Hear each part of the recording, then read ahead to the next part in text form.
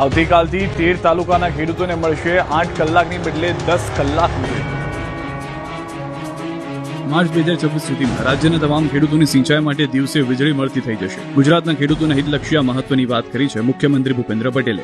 PM Kisan Samman Nidhi કાર્યક્રમને સંબોધતા તેમણે કહ્યું કે હાલ 98% કરતાં વધુ ખેડૂતોને દિવસે વીજળી મળે છે, તે આંક 100%એ પહોંચાડાશે। તો રાજ્ય સરકારે કેબિનેટ બેઠકમાં રવિ સિઝનમાં ખેડૂતોને પિયત માટે 10 કલાક વીજ પુરવઠો આપવાની જાહેરાત કરી છે। રવિ સિઝનમાં જીરાનું વાવેતર થયું હોય તેવા વિસ્તારોમાં ખેડૂતોને પિયત માટે આવતીકાલે 20મી નવેમ્બરથી દરરોજ 8 કલાકના બદલે 10 કલાક વીજ પુરવઠો પૂરો પાડવામાં આવશે, જેનો લાભ અમદાવાદ, મહેસાણા, પાટણ, સુરેન્દ્રનગર, વાવ, થરાદ અને મોરબી જિલ્લાના 13 તાલુકાઓને મળશે। અંદાજે 1090 ગામના 49,109 ખેતીવાડી ગ્રાહકોને તેનો લાભ મળશે।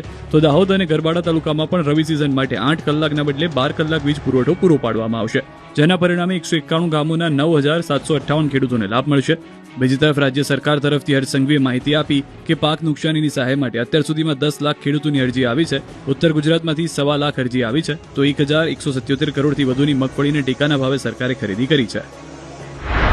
રવિ સિઝનમાં જીરાનું વાવેતર થયું હોય તેવા વિસ્તારમાં ખેડૂતોને પિયત માટે 20મી નવેમ્બર 2025થી જ 8 કલાકના બદલે 10 કલાક વીજ પુરવઠો પૂરો પાડવામાં આવશે। 10 લાખથી વધુ ખેડૂતોએ આ પેકેજમાં હમણાં સુધી અરજીઓ કરી લીધી છે। 1138 કરોડનું પેકેજ જે ઉત્તર ગુજરાતમાં આપવામાં આવ્યું હતું, જેમાં 1.25 લાખ ખેડૂતોએ અરજી કરી છે હમણાં સુધી।